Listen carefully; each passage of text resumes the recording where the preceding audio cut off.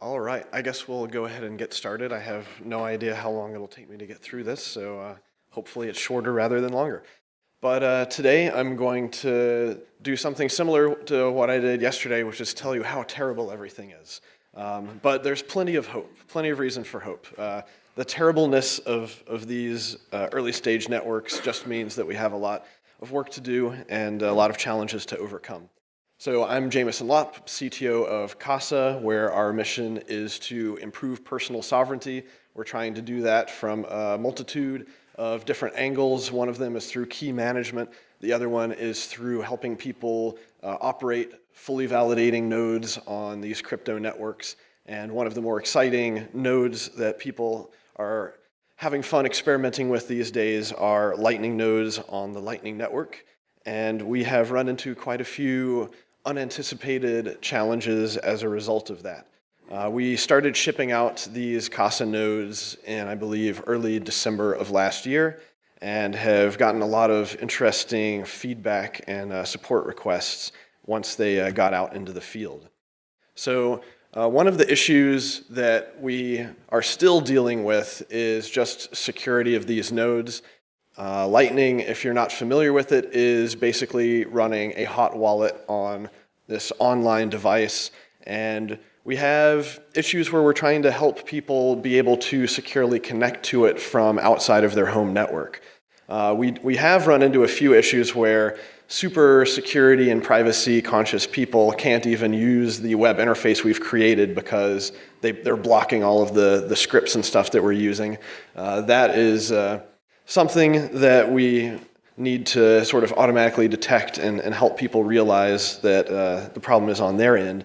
But from a network security standpoint, one thing that we have not yet deployed yet is just HTTPS support. So if you want to connect to your node from outside of the network right now, that is not recommended because we're not encrypting the traffic to your node. Now, the reason we're not doing that is because sure, we could just generate an SSL certificate on the node, but then if people tried to go to it, their browser would start complaining because it's self-signed. There's a whole issue there with figuring out how to create certificates that are tied to a domain, but these domains, of course, need to be somehow programmatically generated in a way that it can be sort of plug and play for the user and they don't have to do a lot of stuff on the command line. So that is something that we're still in the designing phases for. We'll probably need to involve some sort of dynamic domain system as well. But what we have released recently is a browser extension, which you can see a little demo of on the right over here, which connects directly to our node. It takes your password for the node and all of the traffic is actually encrypted, so you don't have to worry about man-in-the-middle attacks. The nice thing about this compared to a lot of other lightweight Lightning clients and browser extensions is that we have managed to get you connected to your Lightning node without having to expose the admin macaroon from the node, which is tantamount to another password. Whenever you're starting to have to copy and paste private key data or passwords around, you start to open yourself up to security issues. Also, there's plenty of privacy issues. Right now, the default, and what I believe most people are doing, is running their nodes on ClearNet. So they're basically advertising their home IP address. This isn't necessarily a vulnerability, but it is, of course, making you a potential target.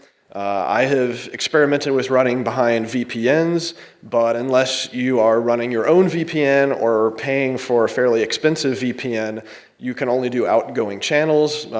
It basically creates a network address traversal problem where nobody can come back in to whatever your VPN IP is and actually get that routed to your node. Talk a bit more about NAT problems in a bit.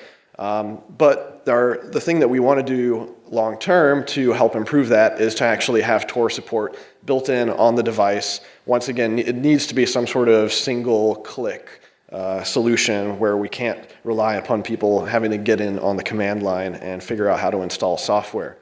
One of the biggest problems that we've actually run into is data integrity.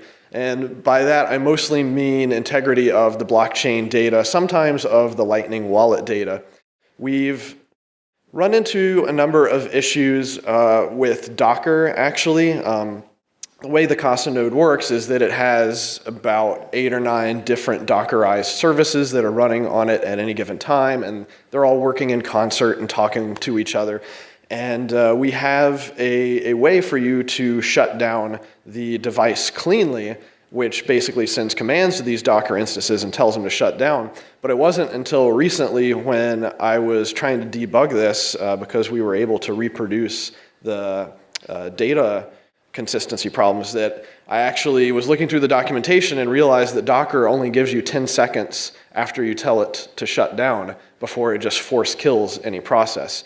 And what we really found out is that due to these running on Raspberry Pis, fairly low-powered hardware, it can very easily take more than 10 seconds to stop the Bitcoin instance, because it does a lot of checks when you tell it to shut down.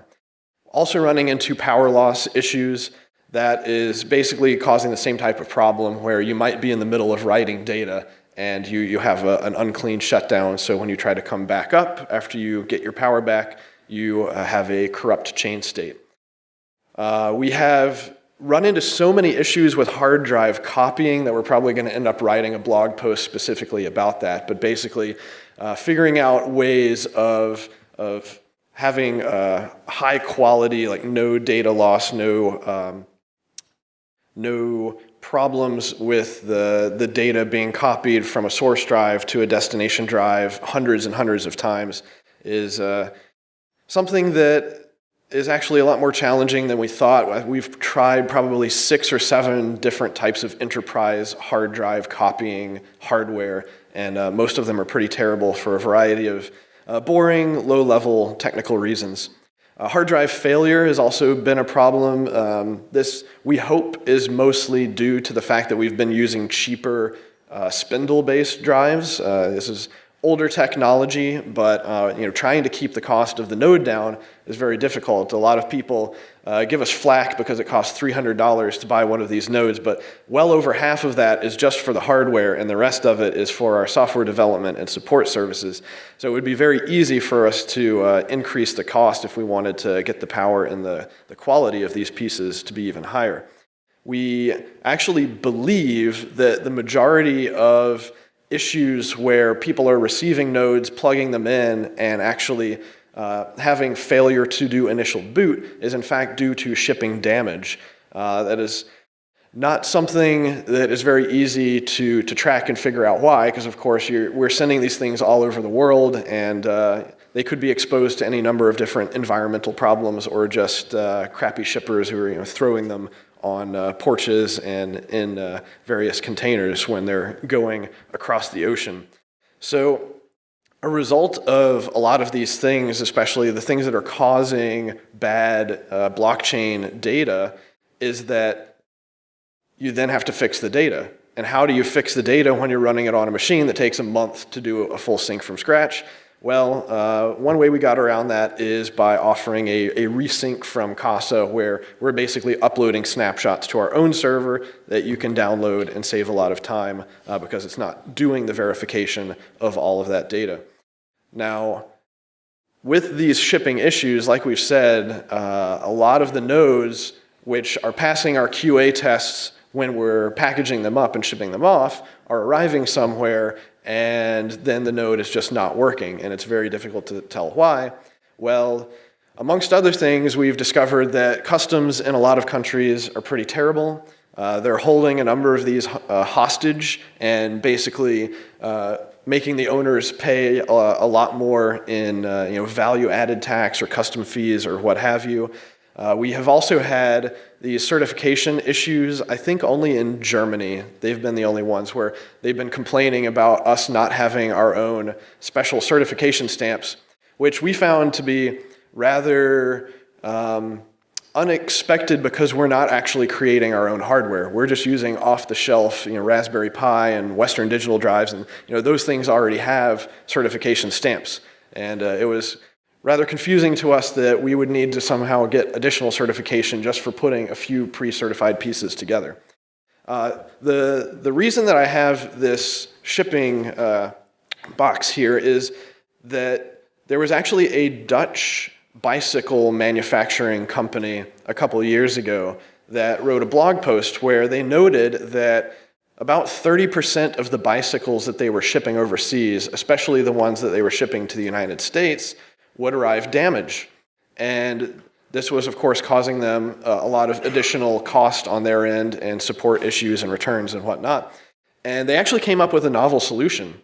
They started shipping their bicycles in boxes that had a television on them because they realized that Americans love their televisions, and the shipping services would be very, very careful if they thought that they were shipping a TV that might break and was worth thousands of dollars. So I don't know if we might need to somehow do something like that with the Casa nodes. We just need to figure out something that's, fairly expensive, but in about that same shape. We've also run into just a lot of English as a second language issues. Once again, it was kind of a nice surprise, but we don't offer any sort of internationalization support, either for our support services or for the UI or any of the instructions on the node. But this Lightning Network really is a global phenomenon, and we've probably shipped to several dozen different countries, if not more at this point. And so, unfortunately, when some of those people who do not speak English as their native language end up receiving a node that's not working for some reason, it can make our support process a lot more complicated. So we knew ahead of time that this was going to be a little challenging because we're deploying hardware into unknown environments. I have over a decade of experience building web applications, but that has always been running in an infrastructure where I had full control over everything. So I could debug pretty much anything that was going wrong. So now these devices, they're running our software on our hardware, and they're going who knows where. And we've found a number of different common problems that we didn't quite expect, such as crappy power quality. Basically, people living in areas that they have power flickers that happen very often. This results in the node automatically rebooting, and something else I'll talk about a bit later is that while we can get the Bitcoin service coming back up and running, the Lightning service does not come back up because it requires a password to unlock the wallet. And of course, frequent reboots can also cause problems, once again, due to the low-powered nature of the device. And so users may log into their device and realize that it's always seems to be syncing and trying to catch up because it's getting rebooted so often. Also, ISPs are all over the place with how they handle different things. A lot of ISPs, at least in first world countries, seem to be good at not rotating your IP address too often. But when the IP does change at your house, that can result in you needing to do a reboot in order for the Lightning node to recognize that. Otherwise, any traffic that you were getting from other peers on the network might stop coming to you. Also, there's just so many different consumer level routers out there that some of them are easier to use than others. We'll talk a bit about NATs later, but here the idea that I'm trying to convey is that while a lot of users will just have one router at home and all of their devices are behind that, either wired or wireless, we have seen a number of issues where users will have a modem from their ISP, and that modem has a built-in router, and then they go buy another router and they plug that router into the router, and you can even have a daisy chain of basically unlimited number of routers. And every time you have a new router, it creates this network address traversal problem, which is not really detectable. I'm not aware of any way for us to write software that can detect how many NATs you're behind. And so usually that will result in a support call where we have the user pull up their router's admin interface, and we basically have to figure out their network architecture.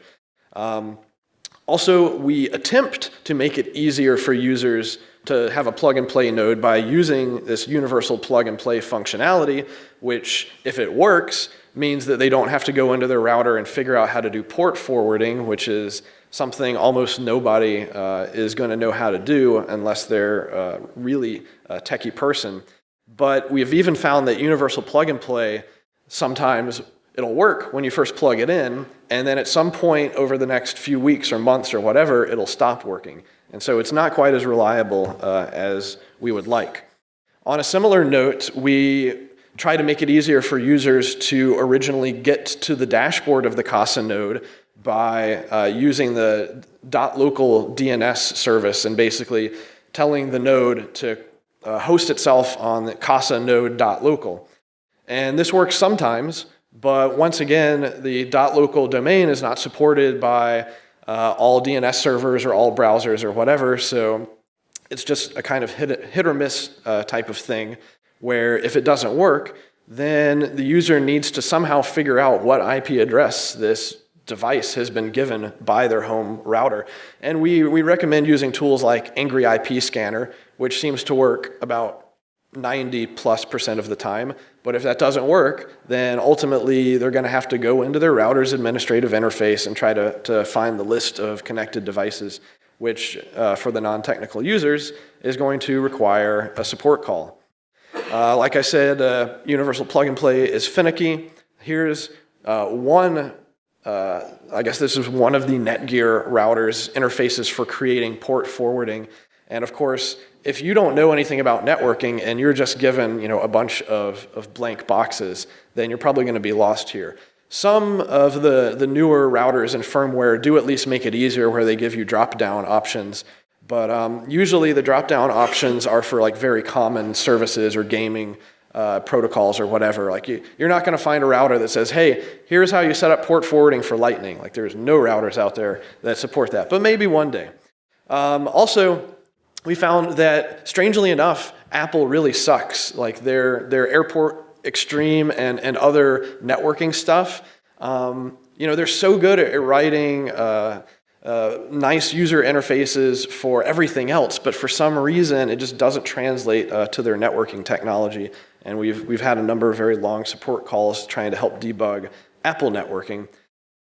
Also, Raspberry Pi, I guess due to its global nature, it comes with a Wi-Fi chip on it, but it's disabled by default because of various regulations of like the FCC and other countries with their similar regulatory bodies regulating the wavelengths that certain devices can operate on. And so it won't let you enable Wi-Fi unless you specifically tell it what country it's working in. So for simplicity, we just don't bother with that at all and tell people to just plug it into their router directly with the Ethernet cable. On the LND side, this is still a piece of software that is evolving pretty quickly. We've run into several issues that have occurred in like some of the newer versions, though there was, I guess, a very recent release just in the past week or so that we'll need to start testing. But once again, due to the sort of underpowered nature of the Raspberry Pi, we've seen occasional issues where like the generation of a seed phrase on LND uses up more RAM than is available, causes it to crash. We've also seen some various panics within LND related to what's called the birthday bug that can cause a crash. We've also had an issue with our build pipeline where we have not been able to build LND for the ARM architecture in AWS. We're hoping that we'll be able to get that working soon because I think AWS is rolling out ARM-specific servers. The real problem was trying to build ARM architecture on an Intel x86 server. And of course, like I said, LND has to be unlocked in order for it to get onto the network and start doing stuff. So we don't really have a solution for this at the moment. Like we could, of course, store the password on the device, but that's kind of terrible from a security standpoint. Autopilot. It is very early. Autopilot is extremely naive, and it just like tries to connect to as many nodes as possible right now. There's a lot of work to be done on making it more efficient and actually making it better than what you could do with a human. So, we've seen stuff like from Alex Bosworth where he's manually curated channels, or Pierre Rochard has manually curated channels with each other, with other people on the network. And that actually seems to be a better way to organize your channels at the moment. But of course, over the long run, this technology is never going to go mainstream if people have to worry about channels and channel management. I don't think there's any technical reason why we can't improve the logic behind autopilot. We just need to have more data. We need to continue running this experiment and figuring out how the liquidity issues on the Lightning Network play out. And so it is reckless. We have a disclaimer when you initialize your node that you should not put more money on it than you're willing to lose. But I think part of the reason that people can easily be reckless is that we've conditioned users to believe that if they have the recovery seed, then they can always get all their money back. But the current state of Lightning Network, at least with L&D's wallet implementation, and as far as I'm aware, the other popular ones as well, is that the recovery phrase is only for your on-chain funds. And if you have funds in the channel and something happens and you lose all of your wallet data, then you're not going to be able to recover the funds that were in that channel. And we've had a few users who have had hardware issues, and we've basically had to do manual data recovery for them. I myself lost a little bit of Bitcoin a few weeks ago when I was testing some chain resync and reset features that accidentally wiped my L&D wallet as well. So when people say reckless, they're not just being lighthearted. It really is a reckless thing to put a lot of money into Lightning Network at the moment. And so like I said, the low-powered hardware combined with a lot of these other issues kind of compound upon each other. It also creates an issue just with our user experience where people only really have an attention span of a few seconds. And so if you're sluggish in giving responses to clicking on things, which can easily happen on Raspberry Pi, that creates a problem. As we've had power users create hundreds and hundreds of channels on their node, then they can very easily get to the point where the Raspberry Pi is struggling even to keep up with the traffic on the network. And this is sort of an uptime graph from one of our users who was saying that it was getting so slow that it was becoming unresponsive on the Bitcoin network. User error, this is the setup guide for the node. It's 5 steps. But there are so many things that can go wrong just with plugging in the hard drive cable, plugging in the Ethernet cable, plugging in the power. How have we seen things go wrong? Well, we've seen users not plug in the hard drive. We've seen them plug in some other power cord from who knows what.